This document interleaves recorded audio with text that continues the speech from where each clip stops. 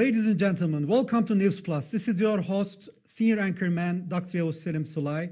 I am really thrilled and excited. News Plus has become one of the most viewed shows across Africa because we only focus on the truth and the truth matters. Today, I have also another very important topic, the Nagorno-Karabakh situation and the current occupation going on.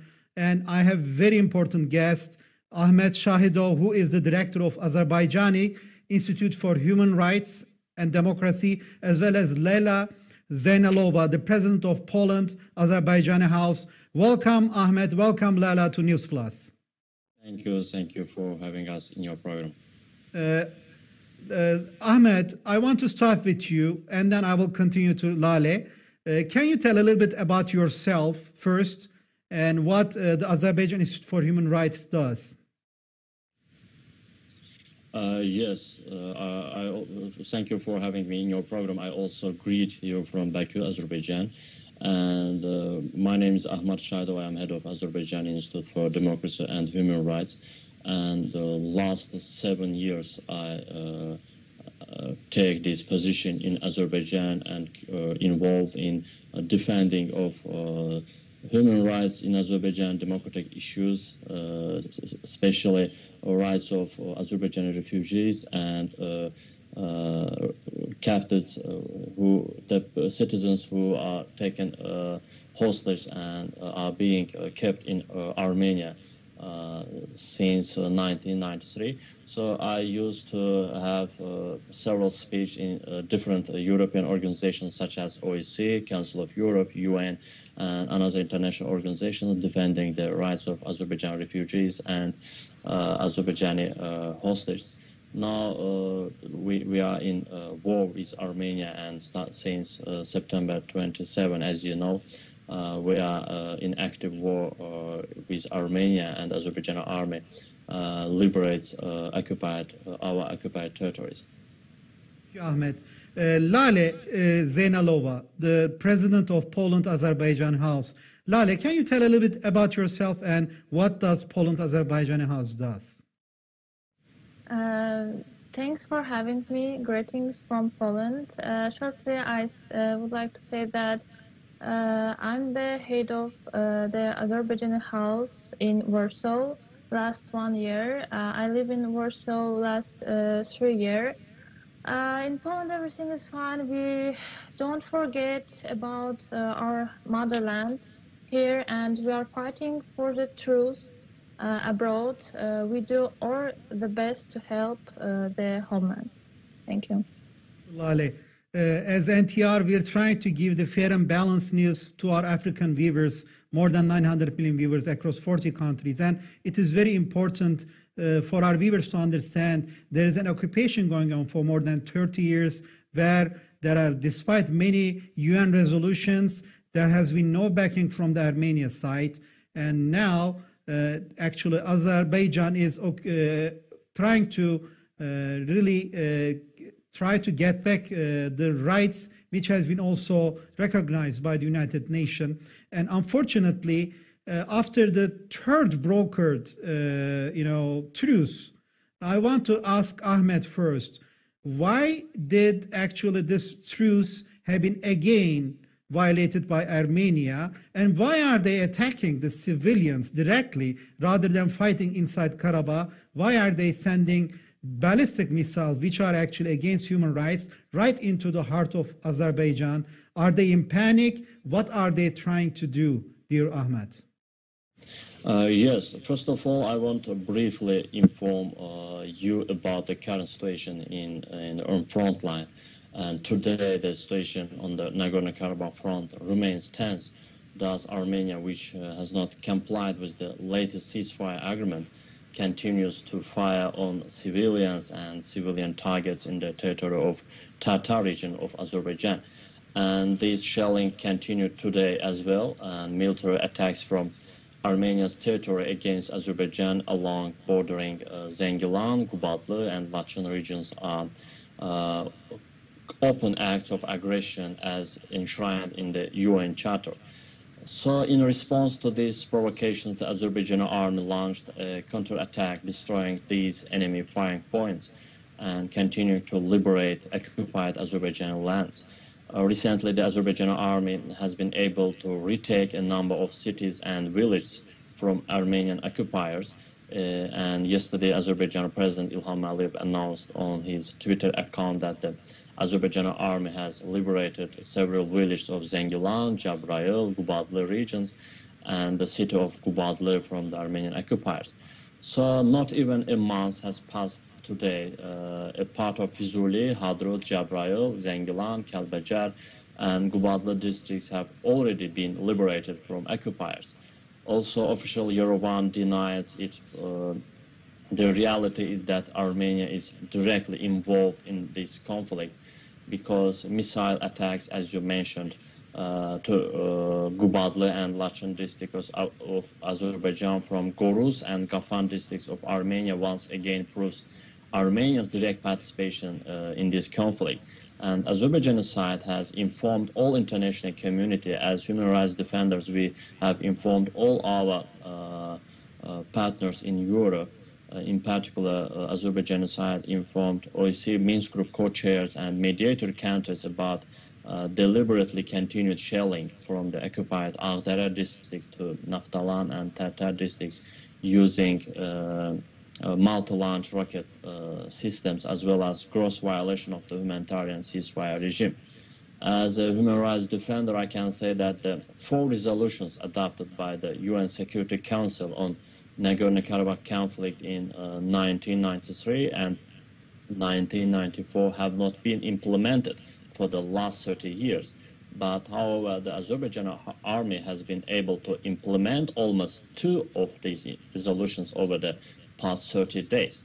And as a result of the recent successful military operations of the Azerbaijani army, UN Security Council resolutions number 874 and 884 are considered to have been implemented. The other 2 resolutions, 822 and 853, are expected to be implemented in the coming weeks. So today, the criminal regime in Nagorno-Karabakh is resorting to provocations. One photo was spread on Armenian social networks yesterday, and this photo shows the meeting of commanders of Armenian armed forces taking place at kindergarten. And they camouflaged military headquarters inside the kindergarten, risking the lives of kids. And so what else one can expect from war criminal who killed civilians with missiles? So unlike Armenia, the Azerbaijani army never targets civilians. If we look at Khankandi and other cities, we see that the Armenian army sets up firing points and military facilities where people live, and from there they target Azerbaijani side, and it is then, how to say, the style used by terrorists. And missiles were launched at Azerbaijani cities from there. Those military points, there may be civilian casualties there, but it was not done on purpose. And unlike Armenia, Azerbaijan does not deliberately target Armenian people.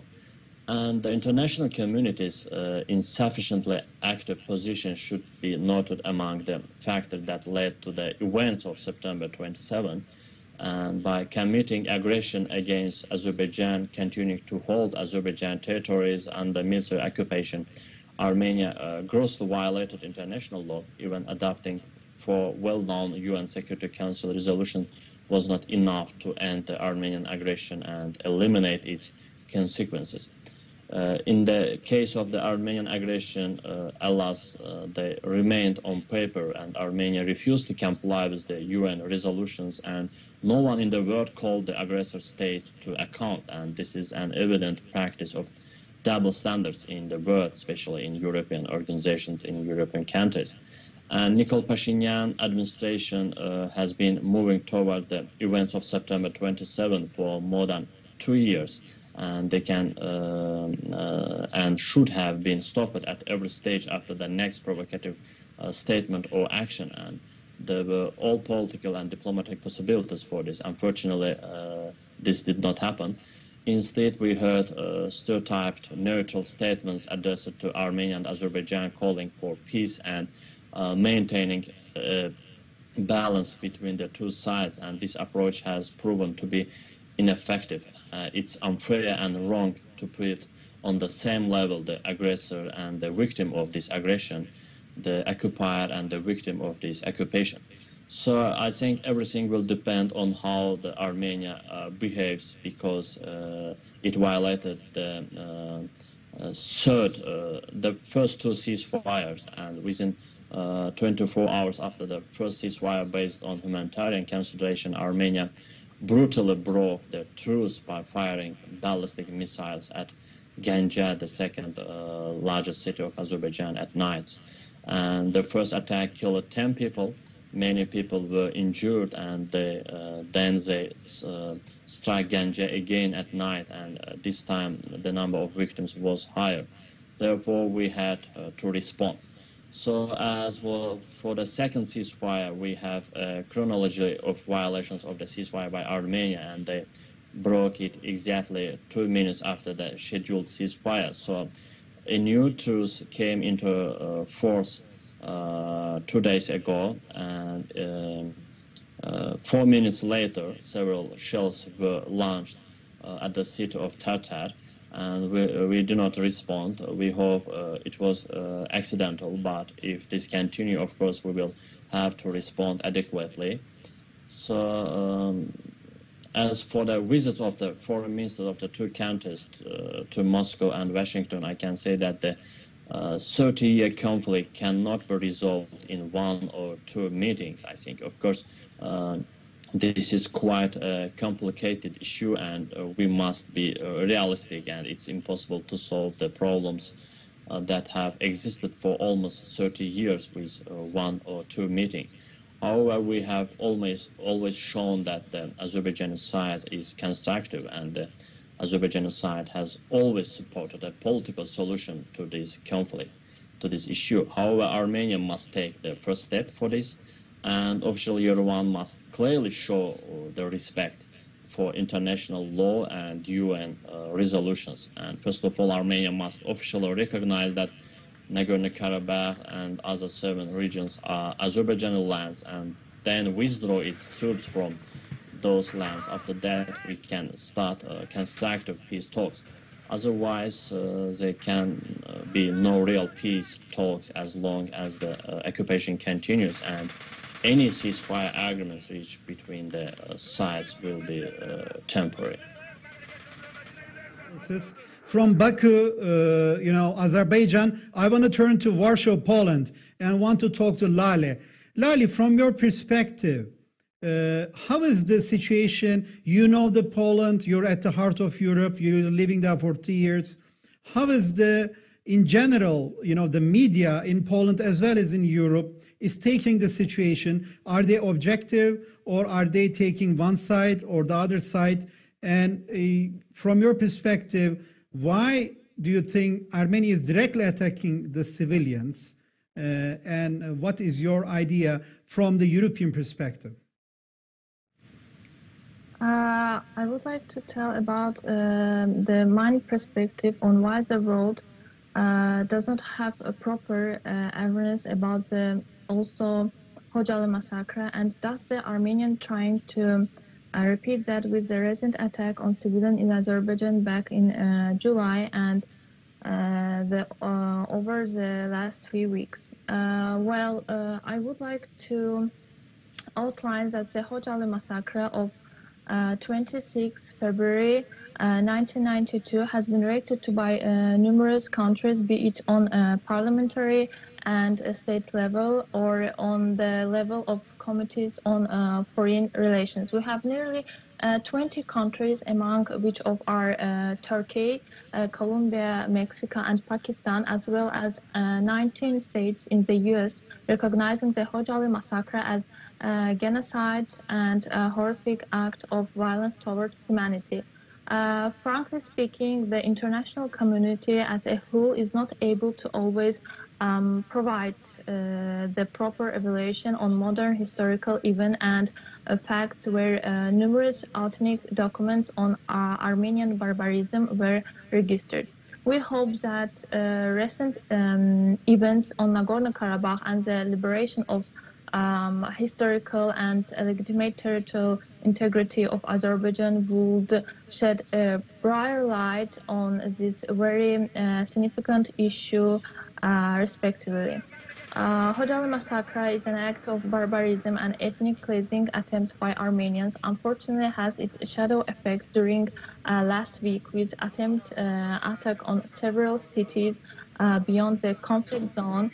As an example, the active shelling of city of Ganja, the second largest city of Azerbaijan, killing nearly 20 and wounding hundreds were undertaken during the night when the civilian population was sleeping, and I think there is no justification for that, and we needed to register yet another war crime. And I think that it definitely sees the correlation that this situation mentioned. So, yes. This is very helpful. I want to thank you for joining us from Poland, Warsaw. My next question is actually, which I'm very curious about. Ahmed and Lala, your views, both from Baku as well as from Warsaw. Who is sponsoring Nikol Pashinyan? And what is the position of Russia and other forces in this conflict? Ahmed? Yes, it's very clear, it's well known that Nikol Pashinyan authorities sponsored by Soros Foundation based in US, because a couple of years ago when it was started revolution in Armenia, US-based foundations, in particular Soros Foundation, very closely involved in this process. And after these events, Nikol Pashinyan came to the power and started to promote US interest in Armenia indirectly in the region. So this is the first fact, and President of Ilham Aliyev, during his speech, during his interviews and appeals to Azer nation, once again stated that Nikol Pashinyan is sponsored by Soros Foundation. This is first, but also there is a very significant role of Russian Federation in the region as well. You know, Russia is one of the main allies of... World is supporting Pashinyan? Or are there different groups? So I understand Soros, but do you think the entire Western world, like France, UK, Germany, are they also supporting Pashinyan? Or is there a different situation about really who is supporting Pashinyan outside the Soros group? You know, this situation is, I would say, is complicated, and in general, Armenia is supported by different Christian countries in Europe, but mainly by France. France is historically a friend of Armenia, and this is first. And also, we observe the Russian influence in the region. Also, Russia supports Armenia politically and militarily, and also Russia is ally of Armenia. They are the members of collective security agreement organizations, and it's also has some influence in these clashes. And we have some unofficial information that since September 27, during the first clashes in Nagorno-Karabakh, Russia convey some weapons, military facilities to Armenia. So it's also a fact. But anyway, there are some very strange situations. Those countries who are against Turkey in Europe, they are also willing to support and to help Armenia in this conflict, because Armenia spreads false information, fake news about the Turkish involvement in this conflict, and it's completely false, and there is no ground for this news. Let me turn to Lala. Lala, from your view, who is supporting Pashinyan? It's no longer a secret that Armenian Prime Minister Nikol Pashinyan has been sponsored by Soros Foundation to organize a velvet revolution in Armenia and loosen the Armenian ties with Russia. Now Armenia is considered to be pro-Western rather than pro-Russia. That, of course, is unacceptable for Russia and carries direct threats to Russian interests in the region. During the early 19th, Azerbaijan has lost the battle which lasted for 3 years. And now, just months later, Azerbaijan has liberated quite an attractive part of Karabakh and restored the historical borders with Iran. Obviously, there are a lot of Armenian side to be worried of, as the international community, they were relying upon failed to show the expert support to Armenian. Well, that's what would happen if the historical justice and international law is not on your side. Armenia is in the state of panic, and that is proper fact, inevitability, reality. So about Russia, unlike the co-chair countries like France and US that are nearly openly provided the support to the aggressor, Armenia, it is Russia that firmly keeps its neutrality and objectivity through all the parties have numerously called for the CEASEFIRE. It has been clear how they fortified their calls in terms of monitoring who breaks the humanitarian truce. From that perspective, I consider that the activity of OSCE Minsk Group, especially the involvement of co-chairs countries, should be modified as we have never reality on the ground. Thank you, Lale. When I look at from Turkey perspective, I'm in Ankara.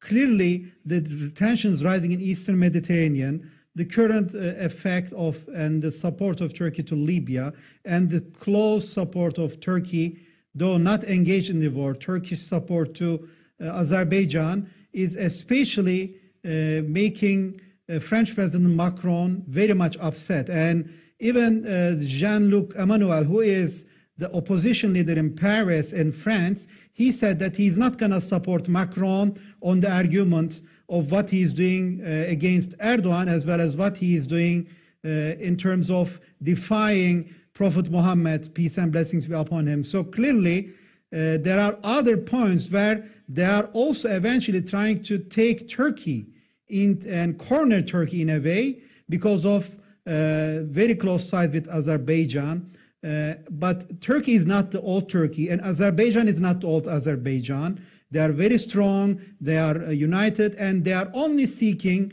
the democracy and human rights, as Ahmed has mentioned, which is just liberating the occupied region. And we clearly see for the last 30 years, negotiations did not work. And when Armenia attacked, Azerbaijan had to respond, but this time Azerbaijan was prepared. And I believe personally, Azerbaijan will not stop until fully the occupied region, based on the UN resolutions, have been liberated. From your both perspective, from Baku as well as from Warsaw, how do you see the role of Turkey and why the liberation of Karabakh is important for Turkey? Ahmed? You know, Turkey is also one of the key countries in the region, and if we take into account that we are very close relations with Turkey, also Turkey and Azerbaijan, as we call it, one nation, two states, we have very close relations. And Turkey stands next to Azerbaijan. First of all, we are a very brother country. And the second and main reason for that, Turkey stands for implementation of international law, requirements of UN Security Council resolutions. And Turkey always supports the international law, not only in Azerbaijan, as you mentioned, in other regions, in Africa region, in Arab geography and other countries. And I think the other countries, all international community should act as Turkey does and support the territorial integrity of Azerbaijan, because it's based on in the requirements of UN Security Council resolutions. And Turkey recent common military exercises in Azerbaijan, we call it Turaz Eagle 2020, also affects affects the situation in the region. After that, also Turkey looks like a guarantee of the security of Azerbaijan as well. But in fact, there is no any Turkish soldiers in Nagorno-Karabakh today, and there is no need for that because we have 10 million population and we have right now 100,000 soldiers in our army, and we are fighting against Armenia, who has only 2 or 3 million population with poor economy, with very poor army, and no need to invite any external soldiers from Turkey, from other countries. We are enough strong with our army and with our military industry. But Turkey always supports politically Azerbaijan, and all statements on the level of President of Turkey, Minister of National Defense, Minister of Foreign Affairs of Turkey, also gives power to our moral support. But anyway, if third countries will be involved in this conflict, sure, Turkey will support very closely Azerbaijan in terms of military support, and because we have mutual agreements between Turkey and Azerbaijan about military cooperation and to support each other to defend the state borders. But anyway, today there is no fact that any Turkish soldiers are in Azerbaijan and basically in Nagorno-Karabakh frontline, and no needed. Only Azerbaijani army fights and very successfully launched these military operations and continue to liberate occupied territories.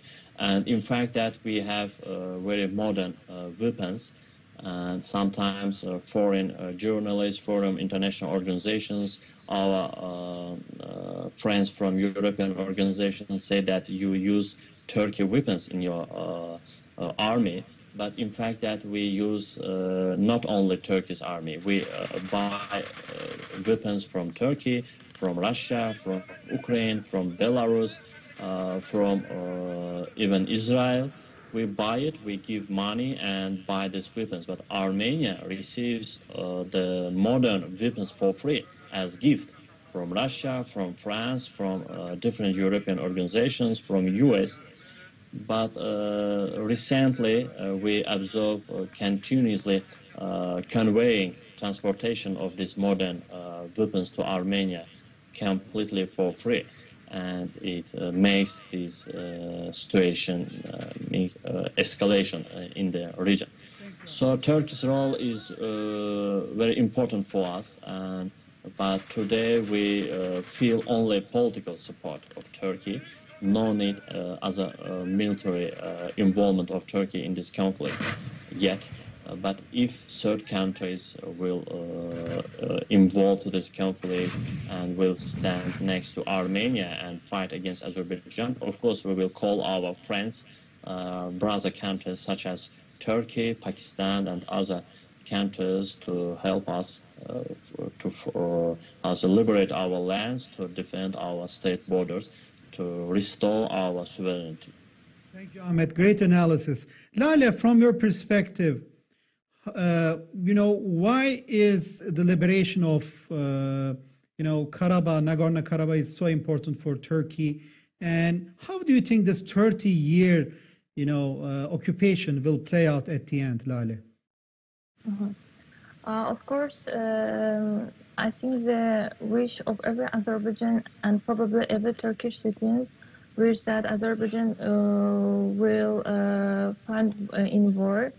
But of course, every time we support each other, but now Turkey can support and can help Azerbaijan only morally on the political side, not military, because we no need in, and also we have a main border with Turkey. It's Nakhchivan, and maybe the Nakhchivan will be reconnected to Azerbaijan. I would like to talk about this topic. I think, yes, that the wish of every Azerbaijani and probably every Turkish citizen is, but unfortunately we have to accept the aspect of real politics where the territorial integrity of every independent state must be respected, as reconnecting also Nakhchivan to Azerbaijan requires the province of Zangezur to be part of Azerbaijan as well. That may cause direct cooperation with Russia. But in case Armenia accepted the peaceful resolution of Nagorno-Karabakh conflict according to basic matter principles, the roadmaps, the ground communication exchange under the provision of reciprocal security by Armenia and Azerbaijan could have taken place. But as our President Ilham Aliyev stated, it's too late already to conduct negotiation on the basic Madrid principles. So after the full return of Karabakh under the jurisdiction of Azerbaijan, there would be a possibility for both sides to discuss this type of issue.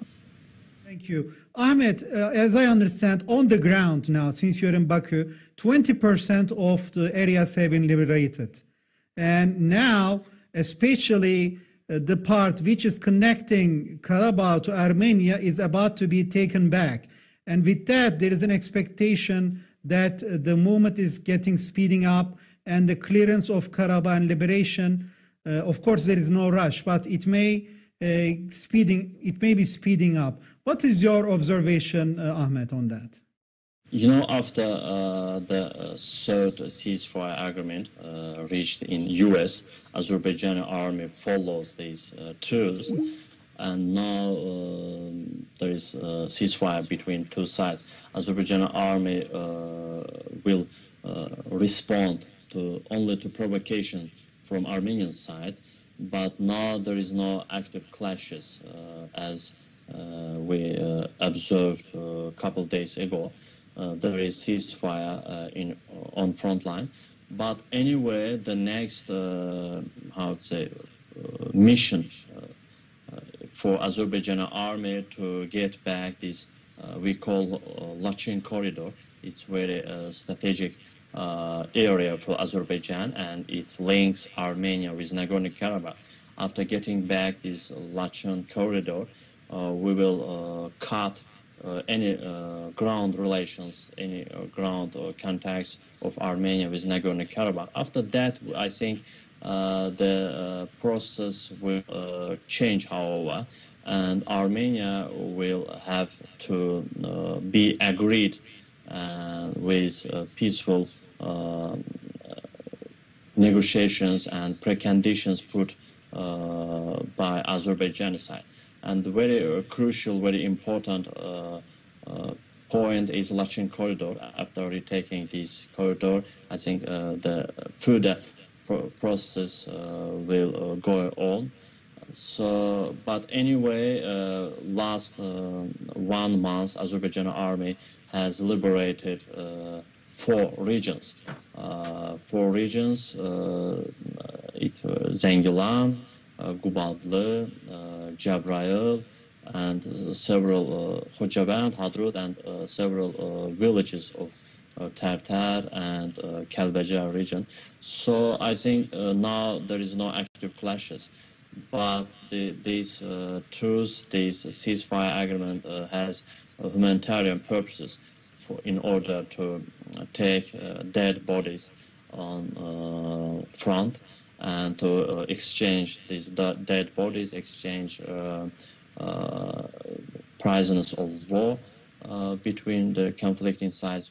But anyway, Armenian army continues its provocative acts by shelling civilian, in Azerbaijani side, civilian village, civilian settlements. And so Azerbaijan, in response to this provocation, I think will restore these military operations and at the same time will liberate its occupied lands. Ahmed, thank you. For Lala as well. You know, yesterday there was a terrorist attack by PKK in Iskenderun, in a very important city, which I'm from as well, in Hatay in Turkey. And we are also getting reports that PKK and YPG, which is supported by Western countries, even though it is recognized as a terrorist organization at every level, they are now actually, as foreign fighters in Karabakh. There are also paid, ones that are fighting against Azerbaijani, soldiers. Lale, have you heard anything about this, that foreign fighters, paid fighters from PKK and YPG fighting against Azerbaijan inside Karabakh?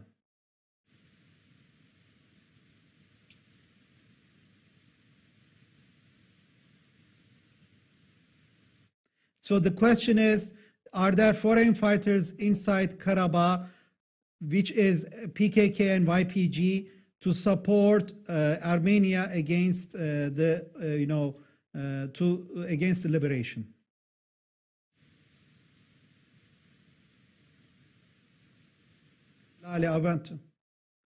Ahmed, I want to get your opinion. We may have a technical problem on the Warsaw side. From your perspective, Ahmed, is there foreign fighters fighting next to Armenia against Azerbaijan? It is fact, and among the dead Armenian soldiers, we have found a lot of members of PKK and other external mercenaries that came from especially Arab countries. They are Armenian, ethnically Arab citizens. They came after bombing in Beirut in August. Armenian authorities declared about inviting all Armenians living in Arab countries to Armenia, and they located them in occupied Nagorno-Karabakh. And now the Armenian authorities use them in battleground against Azerbaijan. Also, there are a lot of PKK members that they are located and they have military camps in Nagorno-Karabakh, and this is fact that they are fighting against Azerbaijan as well. And Armenian authorities spread some false information about the Turkey involvement in this conflict, and by using this so-called information, they attract all these PKK members, PKK militants, and other terrorist organizations who used to fight against Turkey. Now they are fighting against Azerbaijan as well, and helps Armenia in this conflict. So this is fact, and there are several dead bodies of these members of terrorist organizations among the Armenian soldiers. And because when Azerbaijan army liberated these territories, there are a lot of hundreds of dead bodies of Armenian soldiers, and we have found, and all these facts are well documented. There are a lot of bodies of PKK members and PYD terrorist organizations in Nagorno-Karabakh. So basically, historically, PKK and Armenia supported each other, and Armenian terrorist organization called Asala, the same terrorist organization that used to kill Turkish diplomats in Europe in 1970s. So this is they are acting together, operating together in Nagorno-Karabakh as well against Azerbaijan.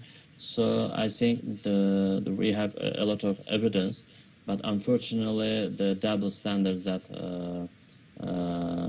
going in European organizations, in Europe countries, they did not recognize this organization as terrorist organization. That's why they have enough contacts in European organizations, in European Parliament, They have their own lobby links with different European organizations, and they use these relations against Turkey, against Azerbaijan, and now they are actively participating in this fighting in Nagorno-Karabakh against Azerbaijan. Eventually, everything comes back, and whatever, even though time passes, including the Khojaly genocide, we know that justice will be served, and all these, violations and human rights violations that are happening will come back to justice. Ahmed, I want to ask the final question, because Turkey is also a guarantee on Nahchivan. We have seen at certain points shellings to Nahchivan. Do you think if these shellings in the future continue, there can be a situation where, to protect Nahchivan and the territorial integrity, the Azerbaijan-Nahchivan border has to be connected for protection purposes? Since first days of these clashes, our Armenian army tried to provoke Azerbaijan and violated the ceasefire, not only in Nagorno-Karabakh. They also attacked the state border between Armenia and Azerbaijan in Tavuz region as well. And a couple days ago, they organized a missile attack to Nakhchivan Autonomous Republic of Azerbaijan as well. And this missile came to Ordubad region. And taking into account that there is historical agreement between Turkey and Azerbaijan named Kars Agreement about the defending of Nakhchivan by Turkey. So sure, if in the future Armenia will attempt to attack Nakhchivan openly, so Azerbaijan army will respond to these attacks. At the same time, Turkey, according to Kars Agreement, have to defend Nakhchivan as well, military. So I think Armenia will not risk to attack Nakhchivan again, because they know the realities, they know the agreement between Turkey and Azerbaijan. But anyway, it will, if they will attempt to attack Nakhchivan, they will see the Turkey in front of them as well. So, but anyway, they have used to attack Nakhchivan once, a couple days ago. But I think they will not risk to attack Nakhchivan. The main clashes are going on in Nagorno-Karabakh zone, and day by day, Azerbaijani army retaking these territories from Armenian occupiers, are liberating these Azerbaijani lands from Armenian occupation, and day by day, Armenia gets more weak. And today, also Prime Minister Nikol Pashinyan ordered all Armenian youths to go to front. No one wished to die in Nagorno-Karabakh because of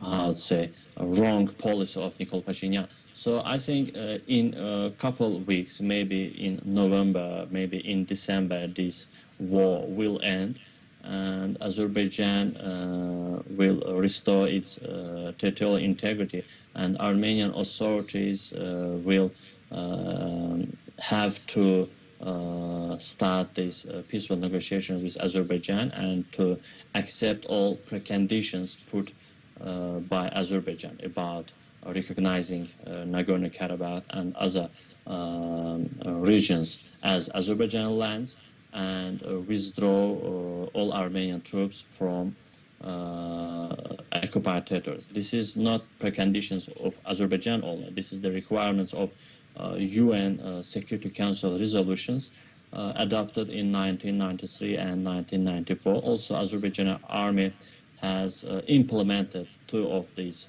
resolutions, and still another 2 resolutions still remains. So I think Armenia will not risk to fight till the end, because it will be a risk for existence of Armenia as country, because only after 1 month of these clashes, of this war, Armenia is, is very weak, and ask for help from Russia, from European countries, and these countries are supporting Armenia with military equipment, with weapons, but no any European soldier, no Russian soldier will risk to come to Karabakh and fight against Azerbaijan, because Azerbaijani army is quite strong and prepared.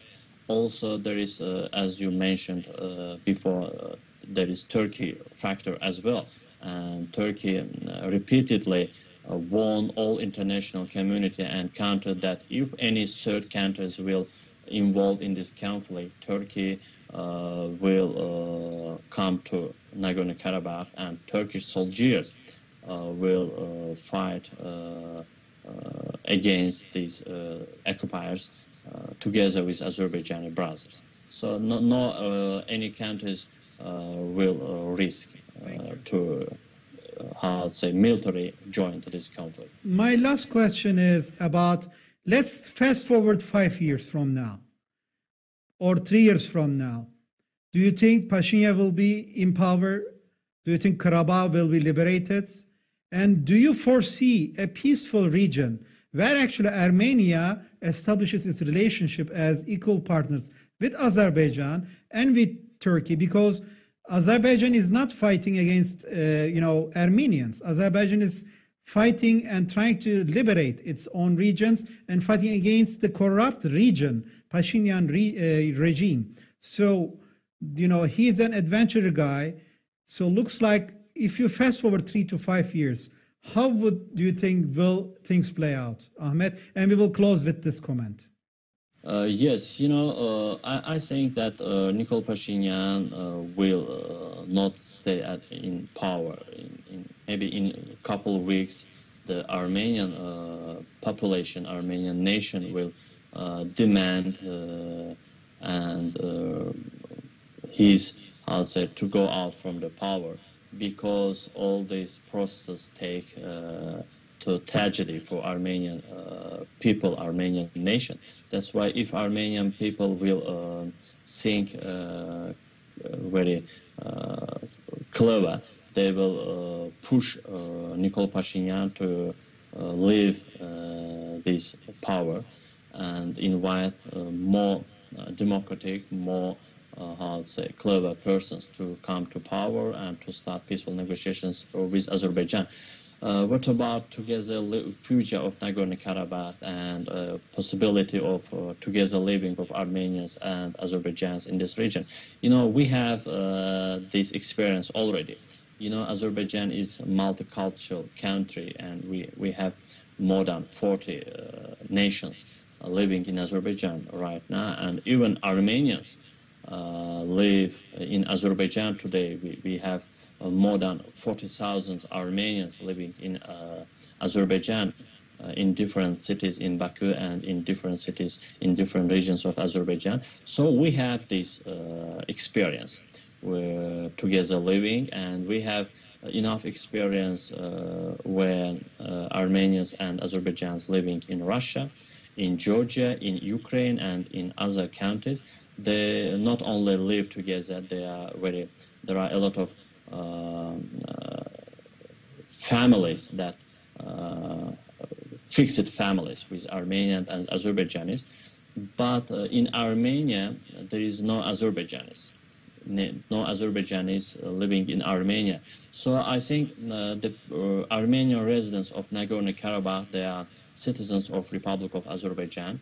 So after liberating Nagorno-Karabakh and all other surrounding regions, Azerbaijan as a multicultural country will continue its tradition to have these Armenian residents as its citizens, and we will not have any problems to have them in our territory as our citizens. Of course, if they will agree to be inside the Azerbaijan, with great pleasure we can accept them as our citizens. Ahmet, also in Turkey, we are multicultural. We have more than 100,000 Armenian Turkish citizens. So it's all about valuing each other as human.